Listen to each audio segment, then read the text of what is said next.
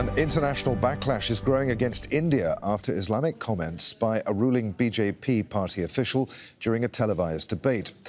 The Saudi-based Organization of Islamic Cooperation has condemned the remarks, saying they came in a context of intensifying hatred towards Muslims in India. New Delhi has responded, saying the comments made by the OIC are narrow-minded. Iran's foreign ministry has summoned the Indian ambassador to Tehran to express its displeasure, and Pakistan has released a statement criticising the derogatory remarks. It said Pakistan once again calls on the international community to take immediate cognizance of the grievously aggravating situation of Islamophobia in India. And Qatar's foreign ministry also expressed its disappointment. Doha has called for a public apology from the Indian government. Well, a number of shops in Kuwait are removing Indian products from their shelves. The senior BJP official's Islamophobic remarks has prompted calls for a boycott of Indian goods in the Gulf nation. In a statement, the BJP said that it strongly denounces insults of any religious personalities of any religion, adding that the Bharatiya Janata Party is strongly against any ideology which insults or demeans any sect or religion. Let's go live now to New Delhi. Al Jazeera's Pavni Mittal is there. These comments have obviously angered many people. How widespread is anti-Muslim sentiment there in India?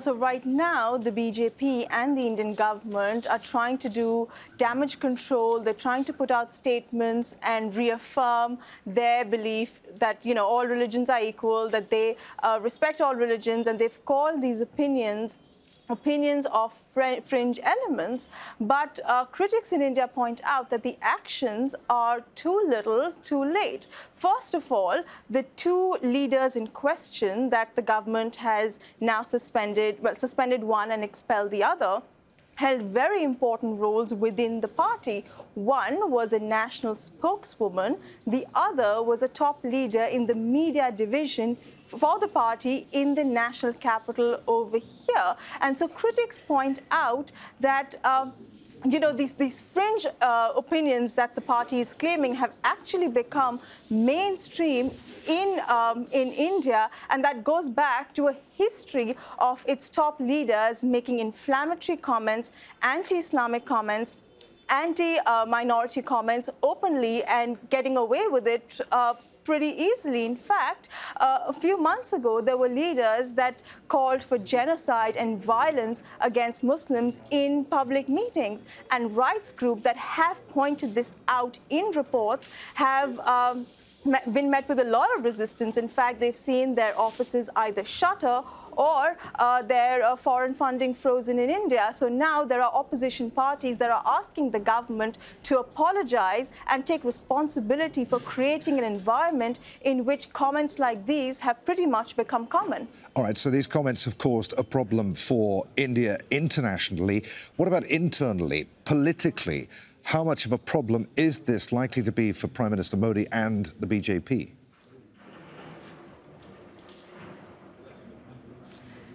So these comments have put India in a very embarrassing position that has put, it's strained diplomatic ties and also, sort of threatening economic ties because there are growing calls for boycott for Indian-made products. Now, just so you know, these are countries, particularly in the Gulf region, that India has spent a lot of time and effort building close ties with.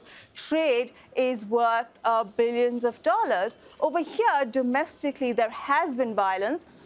On Friday, after Friday prayers, protesting the BJP and these comments, violence broke out in the northern city of Kanpur. Dozens of people have been injured. Cases have been filed against hundreds of people. Security was also beefed up over the weekend.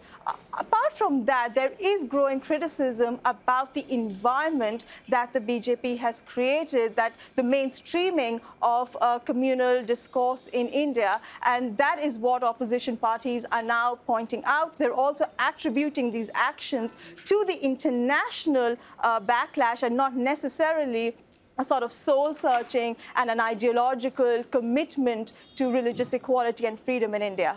Al Jazeera's Pavni Mittal reporting live from New Delhi. Pavni, many thanks indeed. Let's speak to former Indian diplomat Vivek Kachu, who joins us now live from Gurugram in India. Good to have you with us, sir.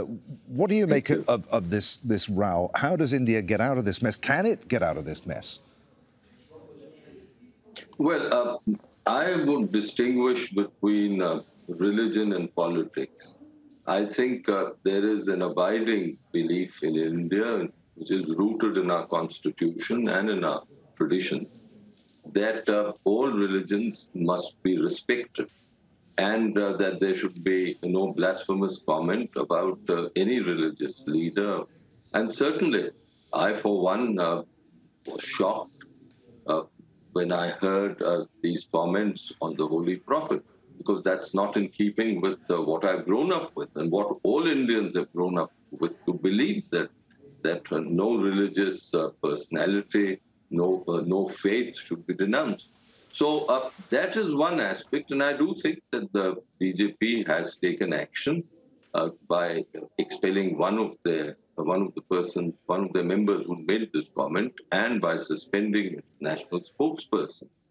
The other is a political contestation that is underway in India, partly ideological, partly purely political.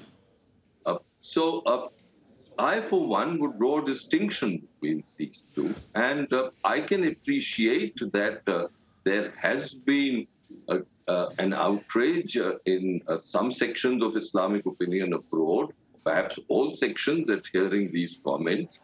And but I also feel that it has to be placed in the perspective of the action that the BJP has taken, and more importantly, in the tradition of religious respect that India has pursued all through the years and decades of its independence. Okay, all right. And I don't see that respect is going down. All right, but nonetheless, this does threaten to damage India's reputation among its Gulf allies in particular. You could argue that both countries need each other economically. However, it does threaten to damage India's reputation and the money that it gets from trade with Gulf states. What does it need to do now to restore its reputation? Qatar, for instance, is asking for a public apology from the government. Will it get it? Well, I think there is a mutuality of interest between India and the Gulf. Clearly, there's a mutuality of economic interests. There's a mutuality of security interests between India and the Gulf countries. And that interest is shown in the growing relationship between India and the Gulf states. I don't see that is going to go away because of this incident.